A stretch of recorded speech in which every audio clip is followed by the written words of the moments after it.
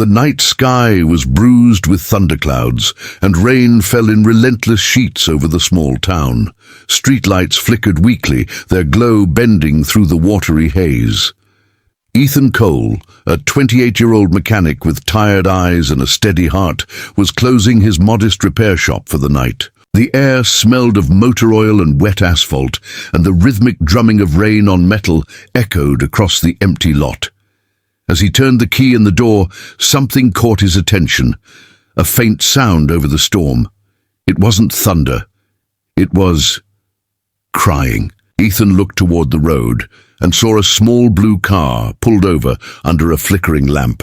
A young girl, no more than 16 or 17, sat inside, her head buried in her hands. Without a second thought, he grabbed his jacket, stepped into the rain, and hurried over. "Hey there, you all right?" he called out, his voice gentle but firm. Startled, the girl looked up. Her eyes were red and glistening, and raindrops mixed with tears on her cheeks. "My car, it just died," she stammered. "I tried calling someone, but my phone's dead too." Ethan nodded calmly, offering her his jacket. "Let's take a look. Don't worry, we'll figure it out." He popped the hood open and shined his flashlight inside, rain dripping off his hair. Within seconds, he spotted the problem, a blown fuse and a battery that had given up. "Nothing too bad," he said with a reassuring smile. "You just got unlucky tonight." He fetched his toolkit and a spare fuse from his pocket. The girl watched as he worked, her sobs fading into quiet sniffles. "You do this every day?" she asked softly, her voice trembling. "Yeah," Ethan chuckled, tightening a screw. "Cars and kindness both need fixing sometimes." A small laugh escaped her lips. It was faint, but genuine. When the engine finally roared back to life, she looked at him as if he had performed magic. "Thank you," she whispered. "You didn't have to stop for me." Ethan shrugged modestly. Sometimes the right thing doesn't ask for permission. She smiled through her tears. Then her phone buzzed faintly back to life. The name on the screen made her eyes widen. "Mom." "I have to go," she said, her voice shaking again. She jumped into her car and drove away into the storm, leaving Ethan standing in the rain, unaware that this small moment of kindness was about to change his entire life.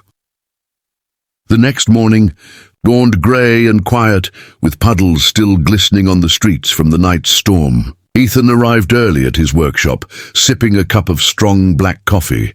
The smell of oil and steel filled the air as he wiped his hands on a rag, humming softly to himself. The peaceful rhythm of his morning routine was suddenly broken by the sharp ring of his phone.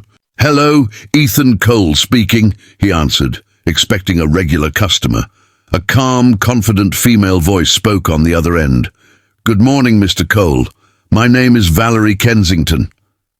Ethan froze. The name struck him immediately.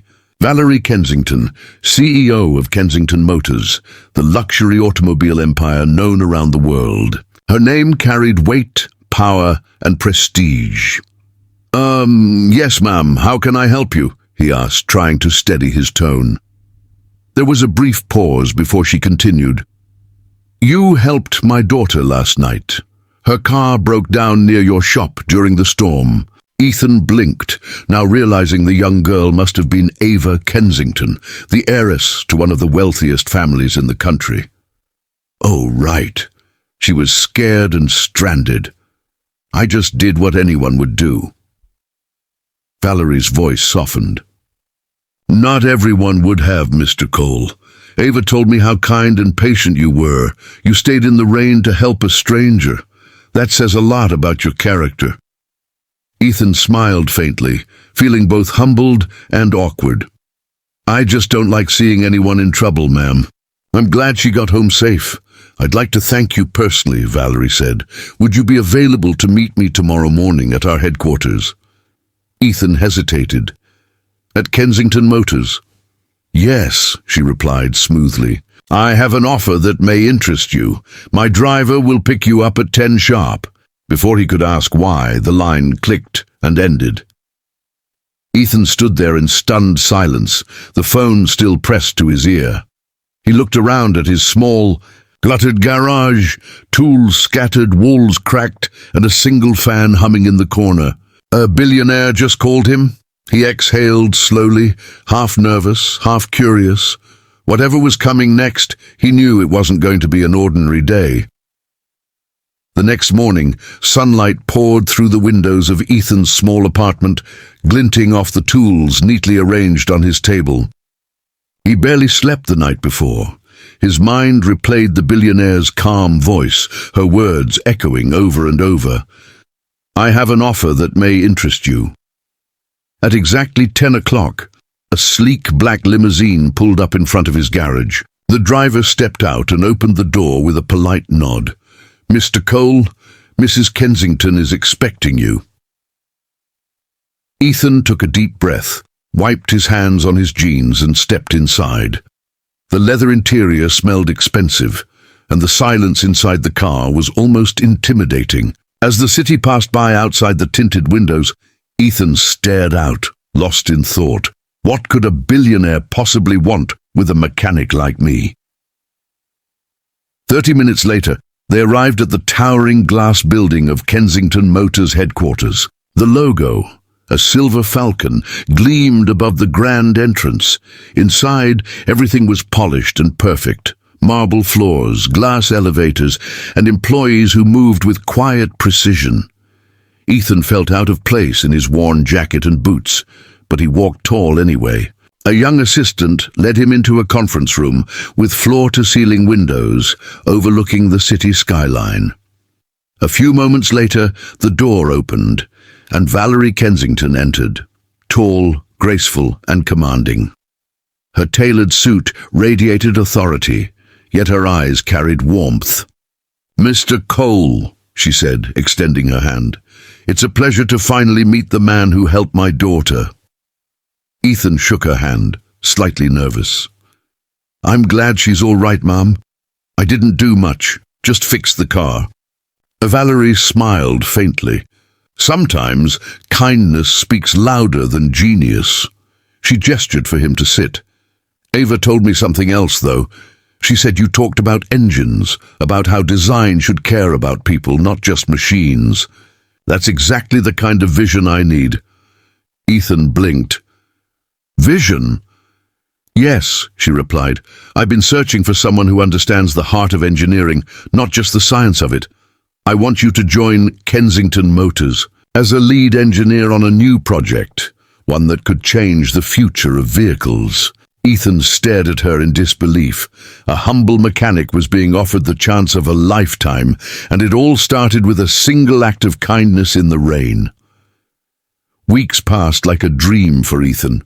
What began as a simple act of kindness in the rain had turned into a journey that reshaped his entire life. Now he walked through the gleaming halls of Kensington Motors each morning, no longer a small-town mechanic, but the head engineer of a groundbreaking innovation project. Valerie Kensington had kept her promise.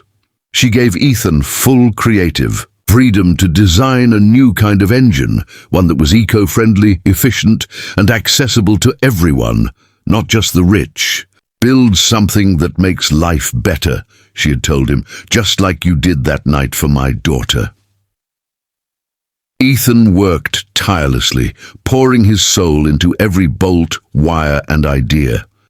When the prototype was finally unveiled, journalists and engineers from around the world gathered at the grand launch event. As the lights dimmed and the screen lit up, Valerie took the stage. "Sometimes," she said, her voice echoing through the hall, "great innovation doesn't come from fancy degrees or big cities. It comes from people with pure hearts and steady hands. People like Ethan Cole." The crowd erupted in applause as Ethan stepped up, humbled and overwhelmed.